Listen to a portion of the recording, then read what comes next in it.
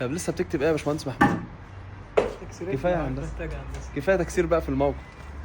ما هنا في الموقع في النرجس مفيش حاجه في الموقع يعتبر ما كسرناهاش. كسرنا حوائط كتيره جدا، كسرنا المحاره، ودي حاجه مهمه جدا محتاجه انوه عليها. وبشكر طبعا العميله اللي معانا على مدى تفهمها للوضع، لان الحمد لله العميل اللي بيفهم وبيريحنا كتير قوي في الشغل، مع احترامي لكل الناس طبعا. بس موضوع ان هي تقبلت الوضع ووصلتنا للنقطه دي، انا كده مرتاح جدا جدا جدا في الشغل. الشغل كسرنا ده حيطه 2 3، وسعنا الدنيا خالص، عملنا فيو على الروف، وهنعمل ده كله بانوراما. المحاره كلها كانت بايظه، وكان فيها ماده، اصلا ماده على محاره، على اللي مطبل واللي حتى المباني نفسها. لما احنا كشفنا المحاره اكتشفنا ان المباني كمان مش متشحطه كويس. جبنا 40-50 كانه هنشحط كل الكلام ده.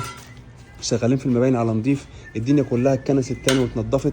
الشغل بقى يفتح النفس. فاحنا بنقول وبنعيد وبنزيد ان احنا يا جماعه لازم يبقى يكون في مرونه معانا في الطلبات اللي احنا بنطلبها من العملاء، عشان جوده الشغل تطلع افضل يعني.